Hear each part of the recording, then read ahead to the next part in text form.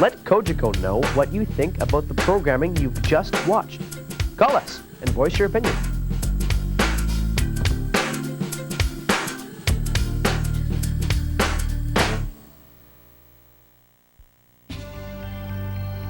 Local shows and events that you won't find anywhere else, but on Cogeco Community Television.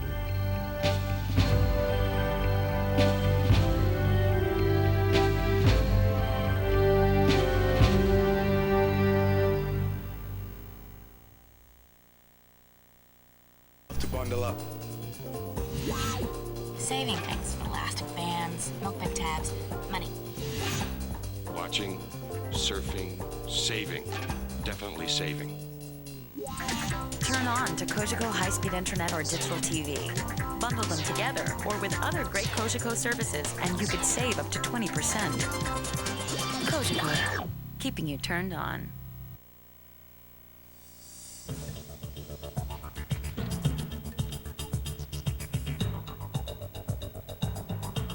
Hi everyone, Greg Esterbrooks here for Cogeco North Bay News. Every Monday to Friday, beginning at 5:30, a half an hour of all you need to know about North Bay and area news, weather, and sports, and also special interview segments from North Bay newsmakers. Cogeco North Bay News is truly local television.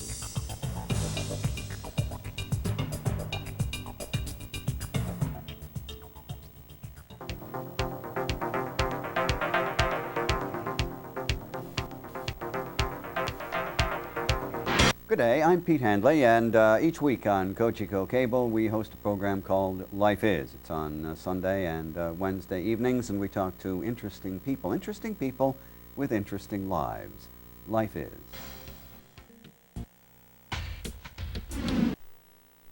My daughter the year she auditioned for Sheridan College, and it was really funny because he said something to the effect of, okay, you and your friend, which was another young fellow who was auditioning for colleges, you're now big-time Broadway singers. Go ahead and play and perform. Well, they had both rehearsed songs, so he had them up there singing. Stacy was singing Cabaret, and Neil was singing something from Joseph. It was really quite funny. Did they realize what they were doing? They did not. No. There's a video. She has a video of it. It's really quite funny. So she's a believer for sure. She's a believer.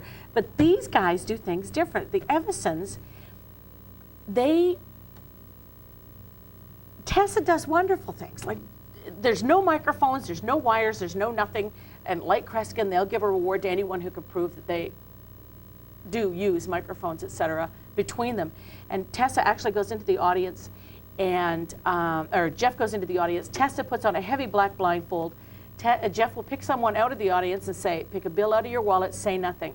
So the guy takes a bill out of his wallet, and Tessa said, just read the numbers in your mind. Don't open your mouth, just read the numbers in your mind, and she will name off the numbers like that. What, like the registration on the bill? Or? The numbers on the bill. Get out of here. Yep. And she has, I've seen the promo videos on these people. And like I said, Paul Reuter thinks they're amazing. They won multiple awards from people who are in their business as being among the best that there are. And it's going to be a really great show. And it's not an expensive ticket. I think it's a $21 ticket. And when are they coming? They will be here May the 9th. That's our last show of the season. Ah. And then we're going to promote our new season. Ah. Just keep saying Yeah, and it gets better and better. Stuff goes on in the summer. You say it's the end of your season, you still have things going on in the summer. Sure. Yeah, this summer we're going to have matinees, movie matinees for kids, Tuesdays and Thursdays, I think, and then Sunday night shows. So our movies are still going. There's a number of local community groups that have rented the place. Toros is there every summer. And they're amazing. And they're awesome. Yep, you're right. Yep. All right, Lee Cools, thank you very much. We're out of here for this week. Thanks. Back with sports after this. I just love to bundle up. Saving things for elastic bands, milk bag tabs, money. Watching, surfing, saving. Definitely saving. Turn on to Cogeco high-speed internet or digital TV. Bundle them together or with other great Cogeco services and you could save up to 20%. Cogeco, keeping you turned on. Welcome back, everyone. Five-time Canadian weightlifting champion Darylyn D'Angelo was the special guest of Peter Hanley on a coming episode of Life Is with Mr. Hanley. She talked to Peter about competitions where she went to where the competitors had to cheat. The other thing that really stands out with both of them was when I first went to the World Championships in Sydney, I was exposed to the real drug scene, the real steroid scene. And I came back wondering, why am I doing this, or should I take drugs? Because I was competing against women who were men. There was nothing, no body parts or facial features that would tell you that these women were actually women. So I really had a struggle with the drugs, and do I take them, do I not? You know, where do I want to go with this? And there's an example of me having to lower my expectations of myself, because the only way that I would win a world championship was if I had succumbed to taking some drugs.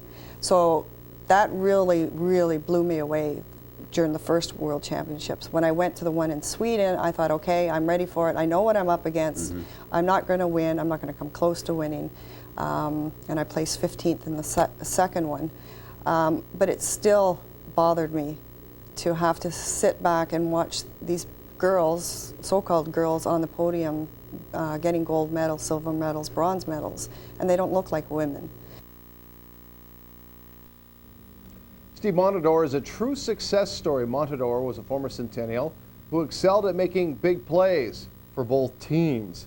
After being traded to Erie and spending a year in Peterborough, Montador suddenly became an NHL prospect. Chris Dawson caught up with the former Cent in Calgary last week.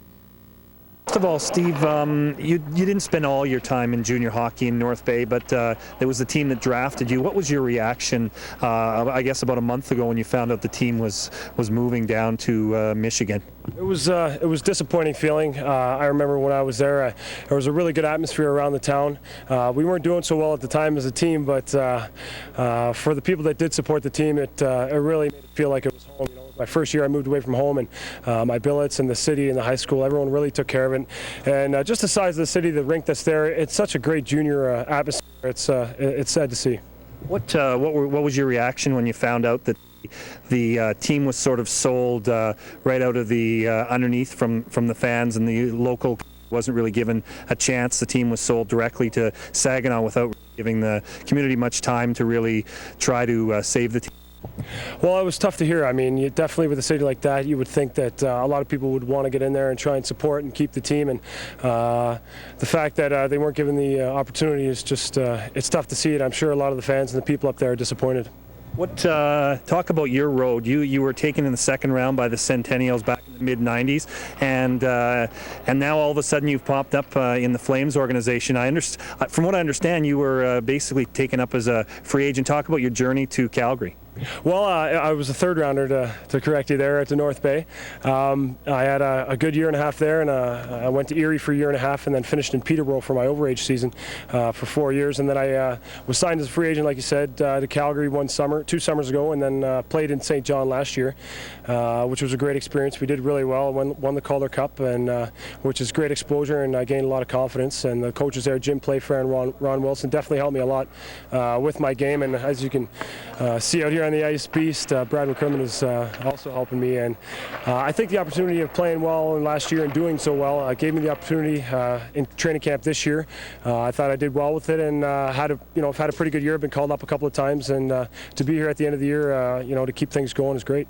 Talk about some of your teammates. It seems like you guys are starting to, the group from the mid-90s, you and Chris Neal are the first Centennials since then to crack the NHL. I know Alex Auld has played a game as well, but do you keep in touch with any of your former teammates that played in North Bay? A couple, yeah, actually. Greg Lebensky a little while ago, I spoke with him. Mike Cirillo I saw this year.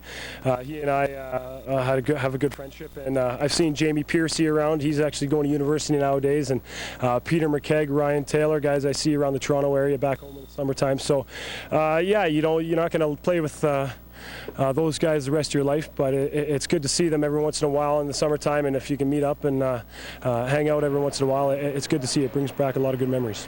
What message would you give to the Centennial fans? They don't have a junior hockey team, but what would you say to them in terms of, I guess, how you think they should try to cope with it? Well, I think if they really want junior hockey there, then they should pull together and try and get some sort of fan base and some sort of sponsorship to try and get another team back there, because I think the city can definitely support it, and I think they will support it. And if you just get the right people back in it, then I think it'll be a good opportunity and a good chance to just keep hope, and you know, I think another team will get back there. Quite a story, Steve Montador. That is it for this edition of Cogeco North Bay News, truly local television.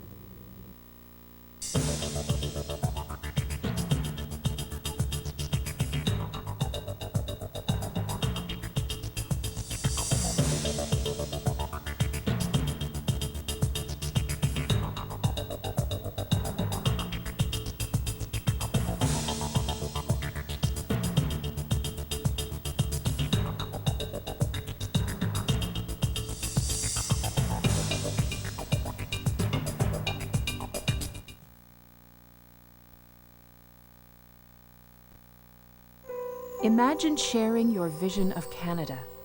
Imagine learning how you can make a difference. Encounters with Canada is celebrating 2 decades of giving young Canadians, aged 15 to 17, a chance to know their country and each other. Since 1982, 60,000 high school students have lived this one-of-a-kind experience. For more information on Encounters with Canada, call 1-800-361-0419 or visit our website. Hi, I'm North Bay Nugget City Editor John Size. Join us here Monday to Friday for the Nugget Insider, which is a look at the story inside the story on Cogeco North Bay News, truly local television.